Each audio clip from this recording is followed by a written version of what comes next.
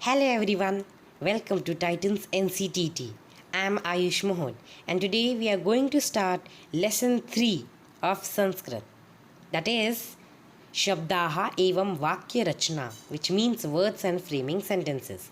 तो आज हम ये शुरू करेंगे, तो चलो शुरू करते हैं। अब इसके ऑर्डर के लिए हम क्षमा मांगते हैं क्योंकि वो फाइल की वजह से अच्छे से ऑर्डर नहीं जमा। तो अभी हम पढ़ेंगे वटा शब्द रूप, पर उससे भी पहले हम पढ़ेंगे कि ये कारक और विभक्तियाँ क्या होती हैं। तो जैसे हम हिंदी में बोलते हैं कि राम ने खाना खाया, यह राम का खाना है, तो ये ने और का ये क्या है? ये एक्चुअली कारक है। और संस्कृत में भी कारक होती है, और जो कारक की जो नंबरिंग होती है, प्रथमा, द्वितीया, तृतीया, चतुर्थी, पंचमी, षष्ठी, सप्तमी, संबोधनम, ये सब जो होता है इन्हें विभक्ति कहा जाता है। और संस्कृत में ये जो ने, का, ये सब है, इन्हें कारक भी कहा जाता है। वैसे संस्कृत में ऐसे अलग अलग शब्द नहीं जोड़ते, संस्कृत में अलग शब्द ही बनाए जाते हैं कारक को बताने के लिए। ये हम आगे पढ़ेंगे। तो प्रथमा विभक्ति मतलब सब्जेक्ट। जैसे राम ने खाना खाया, राम एक सब्जेक्ट। द्वितीया में ऑब्जेक्ट, जैसे सह विद्यालयम गच्छति, इसका मतलब वह विद्यालय को जा रहा है, या विद्यालय को जा रहा है, या विद्यालय जा रहा है। तो ये जो है ये ऑब्जेक्ट है, ये ऑब्जेक्ट, इसलिए ऑब्जेक्ट। या टू मतलब को भी होता है, he is going to the school, तो इसका मतलब ऑब्जेक्ट होता है, तो ये द्वितीया यूज़ होगी। विथ और बाय तो मतलब उसके साथ और उसकी तरफ से, ऐसे। चतुर्थी में फॉर का यूज़ होता है, फिर पंचमी में फ्रॉम का यूज़ होता है, षष्ठी में ऑफ, जैसे देवस्य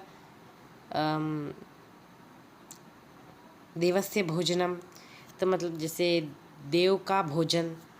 सप्तमी मतलब इन, ऑन, अपॉन, मतलब अंदर या ऊपर। संबोधन मतलब बुलाने के लिए, मतलब किसी को बुलाने के लिए संबोधन कारक होता है। वैसे हाँ, संबोधन होता है।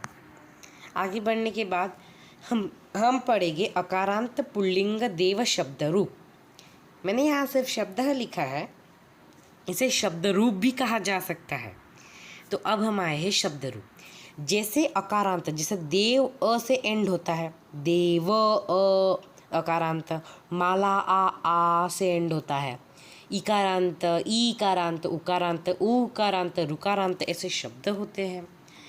तो जो शब्द अ से खत्म होते हैं, जैसे पुस्तक, आयुष, देव, राम, ऐसे जो शब्द है जो अ से एंड होते हैं, तो उनके लिए ये एक टेबल है। जैसे हमने यहाँ देवः लिखा है प्रथमा में, सब्जेक्ट को डिनोट करने के लिए एक वचन में, वैसे ही रामः भी लिखा जा सकता है। संस्कृत में 3 वचन होते हैं, एक वचनम, द्विवचनम, बहुवचनम। अब ये एक वचन है, ये द्विवचन और ये बहुवचन। और संस्कृत में 3 लिंग भी होते हैं, पुल्लिंग, स्त्रीलिंग और नपुंसकलिंग। तो हम इसको तो लर्न करना होगा, इस टेबल को। तो ये कैसे चलेगा? देवः देवौ देवाः प्रथमा, देवं देवौ देवान द्वितीया, देवेन देवाभ्यम देवैः तृतीया, देवाय देवाभ्यां देवेभ्यः चतुर्थी, देवात्त देवाभ्यां देवेभ्यः पंचमी, देवस्य देवयोः देवानां षष्ठी, देवे देवयोः देवेषु सप्तमी। हे देव, हे देवौ, हे देवाः संबोधनम।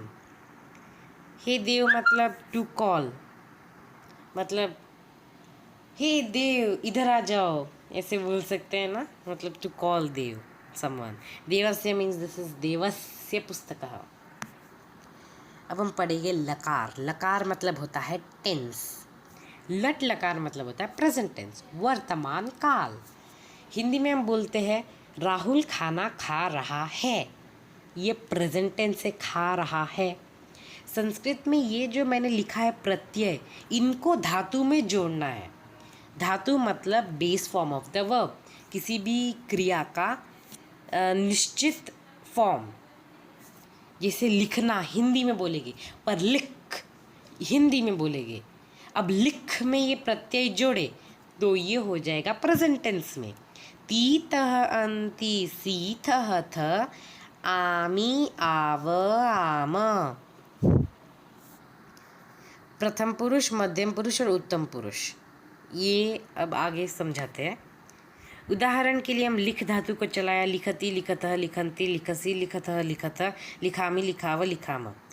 सह मतलब ही, और तौ मतलब दे बोथ, और ते मतलब दे। सा मतलब शी, ते मतलब दे बोथ, एंड तह मतलब दे। ताहा मतलब दे।